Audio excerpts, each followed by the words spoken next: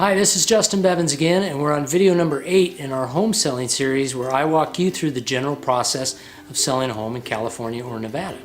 And in this video, we're going to talk about terms of the offer. The California and Nevada contracts are slightly different from each other, but we're going to discuss elements of the residential purchase contract that are pretty common to most transactions. Your agent should be explaining the contract terms and conditions in detail so you can negotiate and make decisions. And these are some of the things that they'll be discussing with you along with your net sheet showing your approximate proceeds from the sale. The offer price is first. That's pretty obvious and simple, so we don't need to talk too much about it, other to say I hope you get everything you're wishing for or even better. The escrow or contract period. In other words, how many days from the point everyone signs the agreement until the transaction closes. Could be a number of days like 30 or 45 days, which are common in residential real estate, or it could be a specific date like December 15th. The earnest money deposit. That's the money that the buyer will deposit into escrow after acceptance that represents their good faith money. This money may also represent the liquidated damages the seller may be entitled to in the case of a contract breach after contingencies are removed. When a buyer puts a larger earnest money deposit down, as we often see in competitive markets, it could be a signal that they really want your home and are showing you their earnestness. Your agent should be able to tell you what's customary for deposits in your area. The down payment financing terms indicate whether the buyer will be getting a loan to purchase, what type of a loan, and how much of a down payment they will have.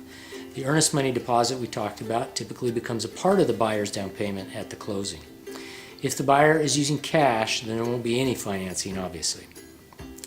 Contingencies in the offer that may protect the buyer and allow them to complete their due diligence. These contingencies could include things like investigations, appraisal, and loan contingencies, or even a contingency to sell their home before they're able to buy yours. For instance, if the sale is contingent on a satisfactory appraisal and the appraisal comes in low, then the parties can cancel the contract without penalty. Contingencies are typically limited in time, and once they're removed, they signal that the buyer is satisfied with a particular contractual item such as investigations. And you as the seller may also counter back with your own contingencies like finding a replacement home. Allocation of cost sections in a contract stipulate who will pay for costs that are part of the transaction. For instance, there are escrow fees, title fees, transfer taxes, certain inspections and reports, and the contract will outline each party's costs in this case. Now, sometimes sellers are shocked at how many things buyers might ask them to pay for.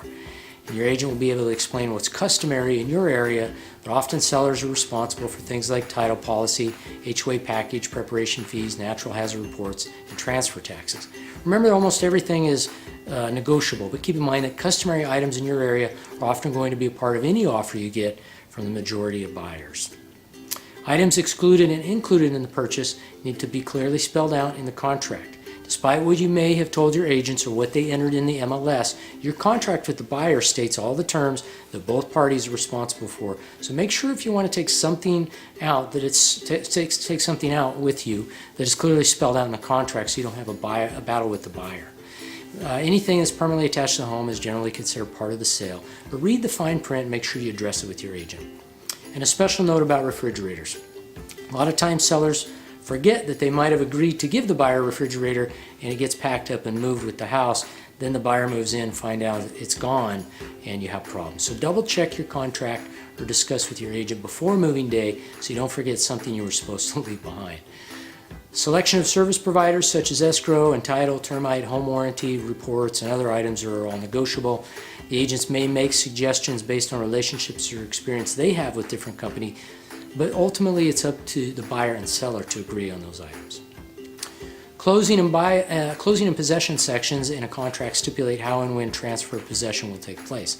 For instance, the seller might get some time to move out after closing, or maybe they turn the keys in at 5 p.m. on the day it closes. Make sure you know what you've agreed to on the move out so it doesn't create a problem for you at closing. Timeframes for disclosures stipulate how long the seller has to provide required disclosures or other important reports to the buyers. Oftentimes the contracts have standard time frames for these items written into the boilerplate language of the contract, but that they are negotiable. The California contract has a little more standard language. The Nevada contract requires the agents to write in more of these time frames. There may be provisions for damages in the event of a breach of contract, and there may also be a provision on how to handle disputes that could potentially arise during the transaction between you and the buyer. Read and understand these sections carefully. These bring into focus important legal matters, and keep in mind that your agent is not supposed to be giving you legal advice. Your agent can point you in the direction of resources that will explain your legal rights, but they shouldn't be telling you how to address provisions for things like liquidated damages or dispute arbitration. There will be an expiration date for the offer, so the buyer isn't waiting forever for the seller to make a decision. Once that offer expires without a response, the buyer is clearly free of any obligation to go any further. But keep in mind that buyers are excited to buy your home. So unless your agent thinks it's a good idea to wait, try and get back to the buyer in a timely manner. That will grease the wheels and it could make negotiations for the rest of the transaction go smoother. And finally, there's a variety of statutory disclosures and information in the contract, more so in California than Nevada. Some of it's very important and you should read it carefully because it impacts your rights as a seller. There will also be other documents that are part of the purchase agreement package that may include various addendums and additional disclosures. There should also be a pre-approval letter from a reputable lender and a proof of funds like bank statements to show the buyers have the necessary funds for the down payment and closing costs. Or if they're paying all cash, that proof of funds should show they have enough funds to complete the purchase. So that's a general overview of what you'll likely see when the offers start coming in. Sorry this was such a long video, but there's a lot to cover in a purchase agreement. I promise our next video will be a little shorter.